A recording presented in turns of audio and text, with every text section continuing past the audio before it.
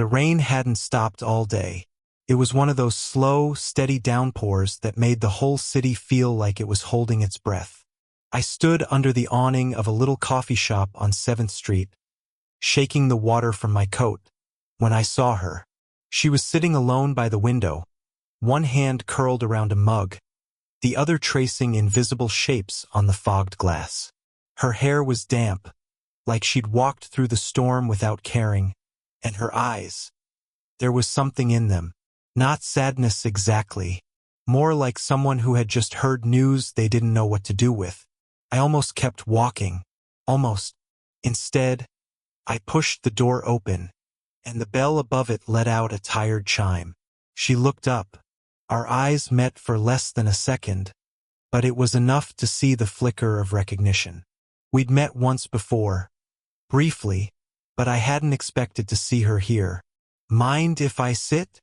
I asked, gesturing to the empty chair across from her. She gave the faintest smile, the kind people give when they're not sure if it's a good idea. But she nodded. For a while, we didn't talk. The sound of rain on the roof filled the silence, and the smell of coffee wrapped around us like a blanket. Then, out of nowhere, she set her mug down and said, almost to herself, "There are so many younger, prettier women. Why me?" It was quiet enough that I almost thought I'd imagined it. Her gaze stayed on the glass, watching the rain slide down in crooked lines. I leaned forward. "What makes you think it's about that?"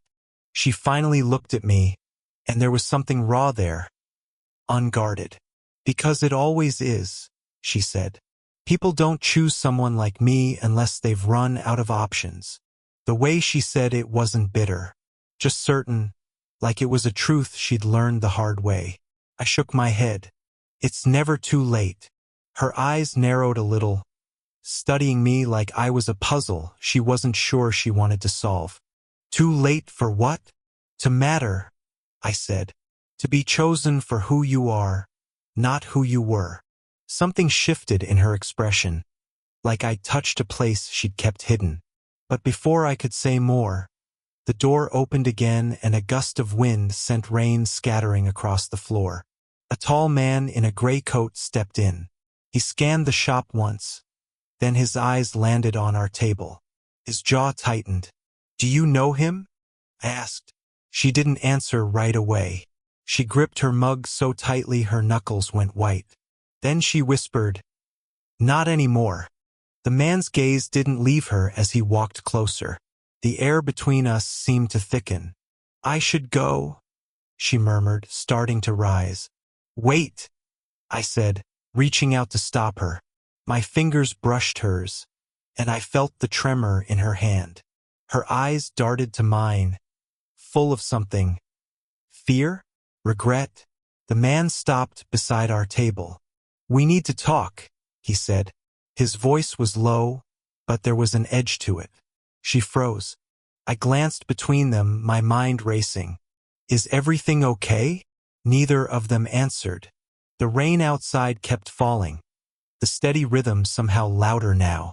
Then she looked at me, and in that moment, I knew whatever she was about to say could change everything. But she didn't get the chance. The man's phone rang, sharp and jarring, and he stepped back to answer it. She seized the moment, leaning toward me so close I could hear her breath over the rain. "I need you to trust me," she whispered, "no matter what happens next." And before I could ask why, she was gone. If you want, I can also give you 3 alternative hook variations for this same story so you can test which one grabs your YouTube viewers fastest. Would you like me to do that next? I sat there for a few seconds after she slipped out, my mind trying to catch up with what just happened. The man in the gray coat was still on the phone near the counter, speaking in quick, clipped sentences. Outside, the rain blurred the world into streaks of silver and shadow. I should have gone after her, but something held me back. Maybe it was the way she'd said it. No matter what happens next, that wasn't something you told a stranger. Except she wasn't exactly a stranger. We'd met 2 months earlier at a bookstore on the corner of Vine and Alder. I'd been searching for an old novel, something out of print. She was behind the counter, sorting through a pile of used paperbacks. I remember the way she tilted her head when I asked about the book, like she was trying to place my face. "I think I know where one might be," she'd said, disappearing into the back. She returned a few minutes later, brushing dust off the cover, her smile small but warm. "Looks like it was waiting for you," she said as she handed it to me. I hadn't thought much of it at the time. Just a kind clerk, a rare find. But something about her had stayed with me. The way her eyes lingered like she was measuring more than my words. The way she seemed half in another world. Now here she was, months later, running out of a coffee shop like the floor had caught fire. The man in the coat finished his call. He glanced toward my table, his brow furrowed as if weighing whether to speak. Then he turned and left, letting the door slam behind him. I pushed my chair back and followed. The street was slick, the pavement reflecting the orange glow of the street lamps. She wasn't far ahead, moving quickly but not quite running. I caught up halfway down the block. "Hey," I called. She stopped, but didn't turn right away. When she did, her hair was plastered to her face, and her breathing came in short bursts. "You shouldn't be here," she said. "Neither should you," I replied. "Not alone." Something flickered in her expression. Surprise, maybe. "You don't even know me." "I know you didn't look scared like that the day we met," I said. Her lips pressed together. The rain softened to a mist around us. She sighed and glanced at the bookstore across the street, the same one where we'd first talked. "Do you want to walk?" We crossed together, our footsteps in sync without trying. Inside, the store was warm, the air smelling of old paper and wood polish. It was quiet, except for the hum of the old heater in the corner. We wandered between shelves. She touched the spines as she passed, like they were old friends. I watched her more than the books. "You work here," I said, "but you didn't tell me your name last time." Her hand froze on a book. "Elena." I said it back, letting it settle between us. "And you?" she asked without looking at me. "Daniel." "Daniel?" she repeated softly, almost as if testing it. We paused in the narrow aisle. The light above flickered faintly. She looked at me then, and there was a trace of that same smile from before. Small, a little unsure, but real. "You really don't think it's too late?" she asked. "Not for the right thing," I said. Her gaze held mine for a moment too long. Then she stepped back, brushing a strand of wet hair from her face. "You think you see me," she said quietly, "but you don't know what's already happened." "Then tell me." She shook her head. "It's not that simple." We kept walking. Every so often, our shoulders would almost touch, and neither of us moved away. There was a current between us, quiet but impossible to ignore. At the far end of the store, she stopped by a small table stacked with worn journals. She picked one up, running her fingers over the cracked leather cover. "I used to write every day," she said, "until someone told me it was a waste of time." "Sounds like someone who was wrong," I said. She smiled faintly, but her eyes stayed down. "Maybe." I reached for the journal she was holding. Our hands brushed. Just a light touch, but enough to send a spark through me. She didn't pull away. The moment was broken by the sound of the front door opening. Footsteps echoed on the wooden floor.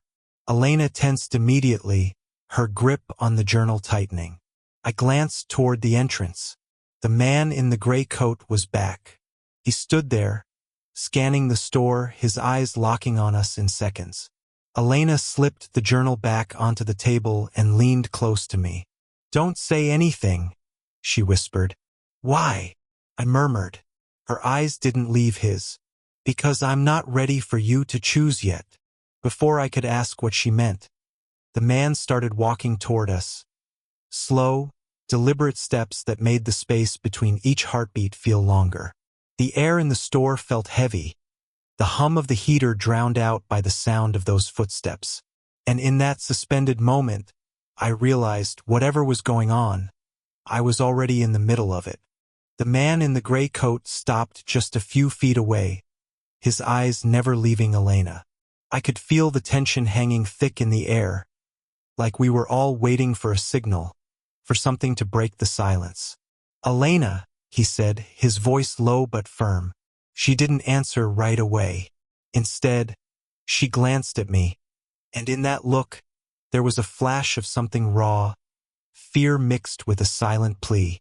I realized then how much she was trying to protect me, even if I didn't fully understand from what.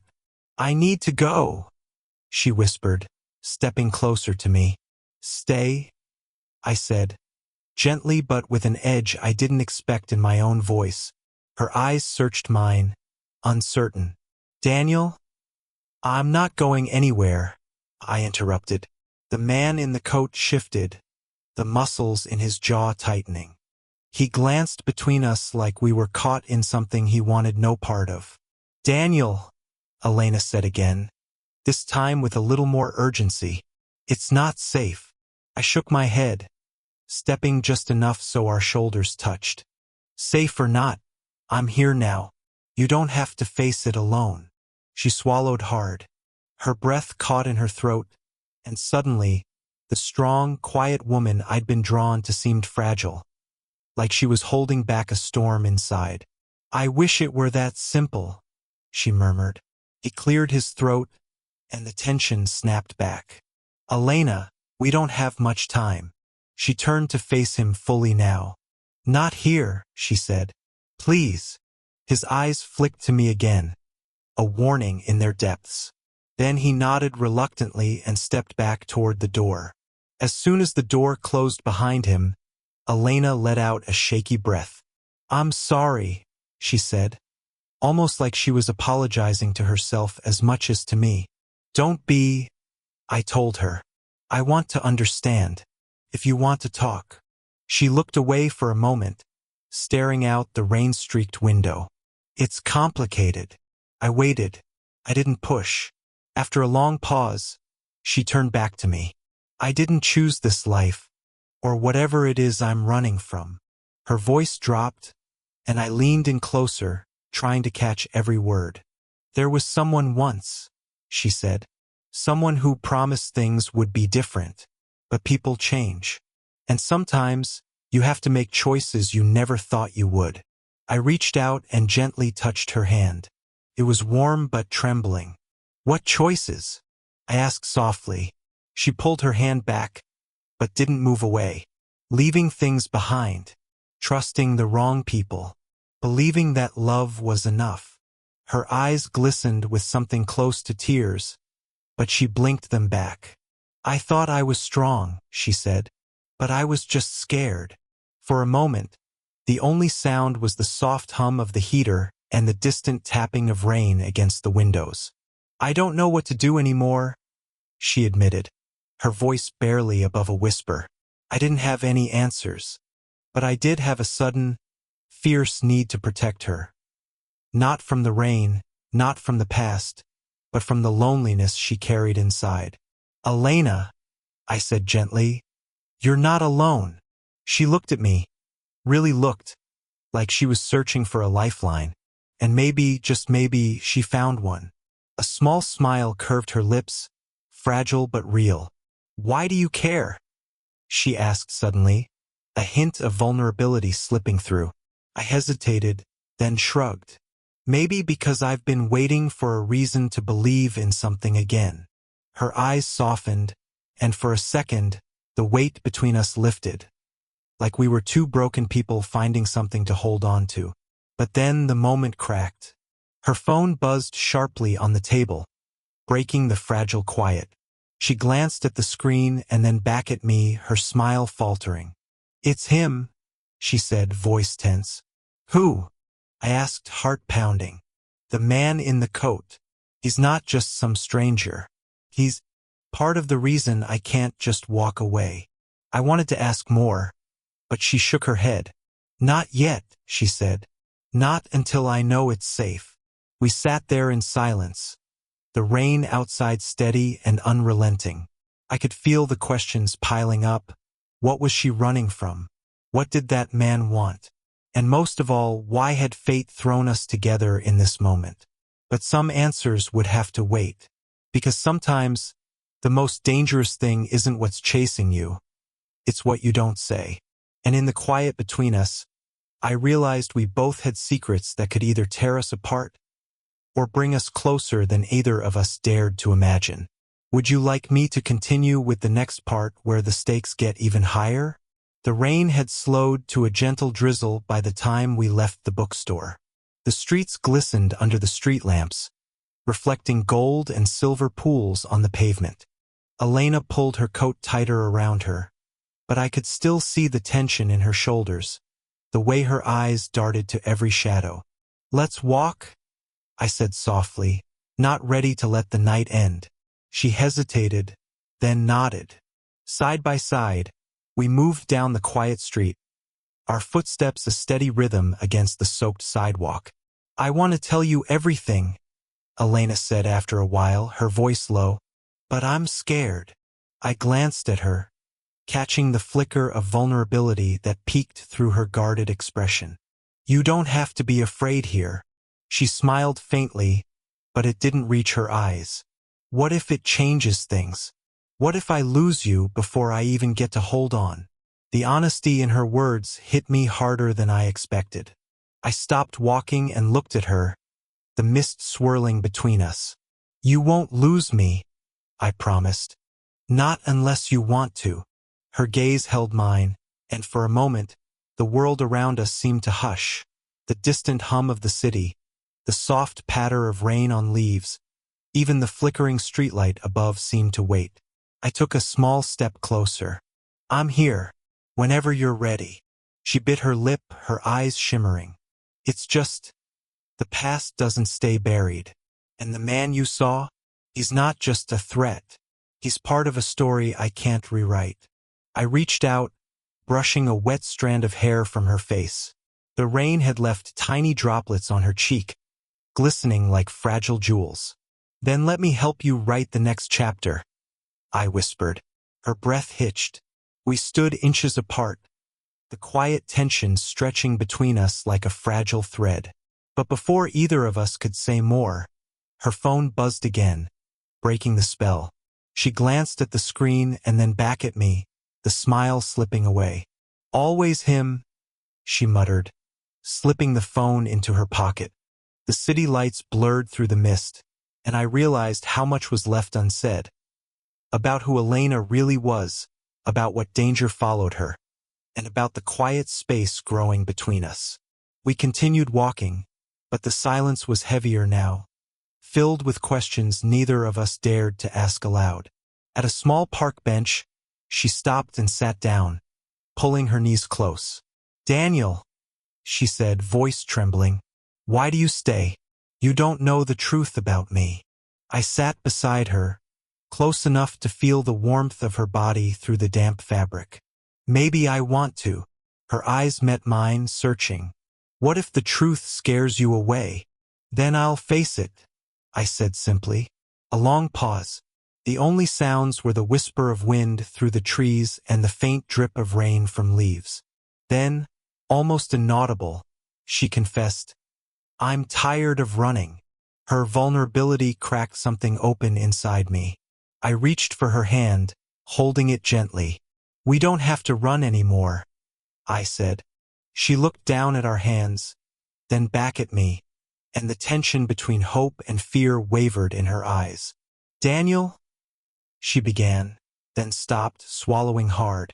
I waited, every nerve alert, sensing the moment was close, the moment where secrets might spill or hearts might break. But instead, a sudden noise startled us both. Footsteps echoing nearby, quick and uneven. Elena's body stiffened. "We're not alone," she whispered. I scanned the shadows, my heart racing. The city around us felt suddenly colder, darker, as if the night itself was holding its breath. She stood quickly, pulling me up with her. "We have to move," As we hurried through the misty streets, the questions hung thick in the air. How much could she really tell me? What did the man in the gray coat want? And was there a chance, even in this chaos, for something real between us? But as the rain began again, tapping steadily against the pavement, one thing was clear. The moment to choose between running and standing still, between fear and trust, was closer than ever. And neither of us knew which path would lead us to safety or to heartbreak. If you want, I can now help you plan the climax or write the final act. Would you like me to do that? The rain fell harder now, drumming on the empty streets like a countdown. Elena pulled her coat tighter as we quickened our pace, shadows flickering at the edges of the dim streetlights. My heart pounded, not just from the chase of danger but from the fragile connection that had been growing between us, now suddenly at risk. "Where are we going?" I asked, glancing at her. She hesitated, eyes scanning behind us like she expected the man in the gray coat to emerge from the mist at any second. "Somewhere safe. For now." We turned down a narrow alley, the scent of wet brick and cold air pressing close. I reached for her hand instinctively, but she pulled back, shaking her head. "Don't," she said quietly. "I'm sorry." The sudden distance hit me harder than the cold. "Elena, what's going on?" She stopped and looked at me, her eyes dark pools of conflict. "There's something you need to know." Before I could say anything, a sharp sound cracked through the air, her phone ringing again. She pulled it out, glancing at the screen with a flicker of panic. "I have to take this," she said, stepping into a shadowed doorway. I waited, but her voice was low and urgent. "No, I can't do this tonight," she whispered. "Not now." Her words barely reached me when she suddenly stiffened. "Daniel?" I rushed forward as she ended the call, but before I could ask what was wrong, her expression shifted completely. "They know where I am." "Who?" I demanded, her lips pressed into a thin line. "More than just the man you saw. It's complicated. There's people from my past, dangerous people, and they're closing in." I felt a cold knot tighten in my chest. "Why didn't you tell me?" "Because I wanted to protect you." Her voice cracked. "But I see now that keeping you in the dark only put you at risk." We stood in the alley, the weight of her secret pressing down between us like the rain soaking through our coats. "I don't want to lose you," I said, voice trembling. She looked away, biting her lip. "I'm scared of losing myself." A sudden noise, a shout, echoed from down the street. Elena's eyes snapped to the sound, and she grabbed my arm. "We have to move. Now." We broke into a run, the city blurring around us, every corner turning into a question mark. As we ducked into an underground parking garage, she stopped and faced me. "There's one more thing," she said, voice low. "Something I've never told anyone." My breath caught. "What?" She hesitated, then met my gaze. "I'm not just running from them. I'm running because of something I did. Something I regret every day." The raw honesty in her words made my chest tighten. "Whatever it is, we'll face it together." But she shook her head slowly. "I don't know if I deserve that." Before I could answer, footsteps thundered above us. The man in the gray coat's shadow fell across the concrete wall, watching us with unreadable eyes. "Elena," he said, voice steady but cold. "You brought him into this." Her eyes flashed with something fierce. "I didn't ask for this." His gaze shifted to me. "You should leave. Now." But I stood my ground, feeling the fragile thread between Elena and me stretch tighter than ever. "Not without her." The man's eyes narrowed. "Then be careful. Not everyone gets a second chance." Elena and I exchanged a look, equal parts fear and determination. The night was far from over, and the real test of what we could survive together was just beginning. If you want, I can keep going with the next part where this new tension pushes the story toward its climax. Would you like that? The underground garage was cold and dim, the faint echo of dripping water the only sound besides our quickened breaths. The man in the gray coat leaned against a cracked pillar, eyes sharp as knives, waiting like a storm ready to break. Elena's grip on my arm tightened, her face pale but resolute. "We can't stay here," I said, swallowing the lump in my throat. "No," she agreed, "but running won't solve this." The man stepped forward, his silhouette cutting through the shadows. "You brought him into my world, Elena. Now he has to choose, walk away or get pulled in." I met his gaze, feeling the weight of his challenge like a physical blow. "I'm not leaving." A slow, almost sad smile curved the man's lips. "Brave or foolish?" Elena looked at me, eyes shining with unshed tears. "Daniel, I need you to understand. This isn't just about me anymore. If you stay, you risk everything." I shook my head, stepping closer to her. "If it's you, it's worth it." She hesitated, then nodded, the fight in her eyes flaring brighter. "Then we face it. Together." Suddenly, the garage door rumbled, and headlights flooded the space. A black SUV screeched to a halt nearby. From the vehicle stepped two more figures, faces hidden beneath hoods, moving fast and silent. "Get ready," the man in the coat warned. "This isn't a conversation anymore." My heart hammered. For a moment, panic threatened to swallow me whole. But then Elena reached out, grabbing my hand with fierce determination. "Whatever happens," she said, voice steady but soft, "I'm glad it's with you." Her words sliced through the chaos, grounding me. The figures advanced. Time slowed, the slick concrete, the harsh glare of the headlights, the cold night air filling my lungs. I stepped protectively in front of Elena. "We don't have to do this." One of the hooded figures laughed, a sharp, cold sound that echoed off the walls. "Choice was taken from you," he said, voice rough. The fight was on. I don't remember every moment, just the sharp sting of adrenaline, the desperate need to protect Elena, the way her eyes searched mine amid the chaos. Then suddenly a flash, the sound of breaking glass, a shout, and everything froze. The man in the gray coat was down, clutching his side, pain etched on his face. Elena screamed and rushed to him, her hands trembling as she pressed against the wound. "Stay with me," she begged, tears streaming. I stood rooted, torn between fear and fury. The attackers hesitated, uncertainty flickering in their eyes. "You're finished?" One hissed, but then another siren wailed in the distance, approaching fast. The hooded figures exchanged quick looks and vanished into the night, leaving chaos and silence behind. I knelt beside Elena and the man. "We need help." Elena nodded, biting back sobs. "He saved me once. Now I have to save him." The moment was fragile, filled with pain and fear, but also a quiet hope. I took Elena's hand again, squeezing it tight. "We're not done," I said. She looked at me then, something shifting in her gaze. A mix of fear, trust, and something deeper, unspoken.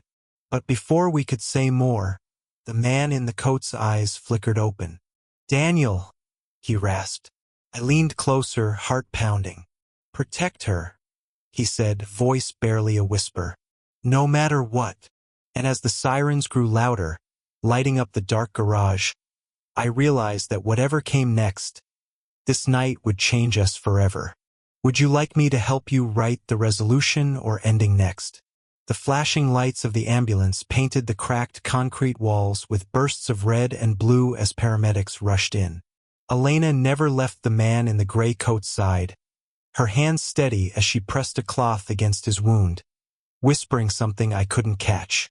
I stood close, watching the raw mix of strength and vulnerability in her, and felt an unfamiliar swell of protectiveness. "Stay with us?" one paramedic urged, gently lifting the injured man onto a stretcher. Elena nodded, her face pale but determined. As they moved him toward the waiting ambulance, I took a deep breath and finally asked the question that had weighed on me since the night began. Who is he? And what is it you've been running from? Elena's eyes flickered with pain, but she met mine without hesitation. He was part of my past, a man I once trusted more than anyone. But things got complicated, dangerous. I thought I could leave it all behind, but some things don't let go that easily. I swallowed, the puzzle pieces starting to fit together. And the people chasing you? Enemies from that time, she said quietly. People who want to make sure I don't start over. I stepped closer, lowering my voice. But you did start over. You came here. You didn't run alone. She looked at me, a fragile smile breaking through. I almost did. A silence settled between us, comfortable and heavy with meaning. The rain had stopped outside, and the city was waking up, the first light spilling over wet rooftops, soft and hopeful. I'm tired of hiding, Elena admitted, of feeling like I have to be someone else to survive. I reached for her hand again. This time she didn't pull away. You don't have to be anyone else, I said softly. Not with me. Her eyes searched mine, vulnerable and real. Is it really possible? She whispered. To start fresh? To believe in something good after everything? I smiled, the tension in my chest easing. I think it is, I said. If we're brave enough to try. The man in the gray coat had been taken to the hospital, and the police were now involved. But for the first time in a long while, Elena let herself breathe. Days passed, and the danger seemed to fade, at least for now. The man she once feared was no longer a looming shadow but a reminder of how far she'd come.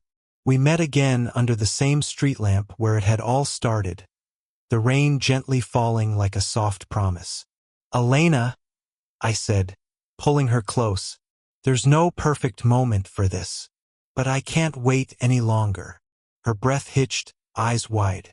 I don't want to lose you, I confessed. Not to fear, not to the past, not to anything. She smiled, tears shining. I don't want to lose you either. Our lips met then, tentative and sweet, the kind of kiss that felt like a beginning, messy, hopeful, and real. When we finally pulled apart, she whispered, It's never too late, is it? No, I said. Never too late. The city around us stirred with life, but in that moment, it was just us. Two people who had fought shadows and found something worth holding on to. And maybe, just maybe, that was enough.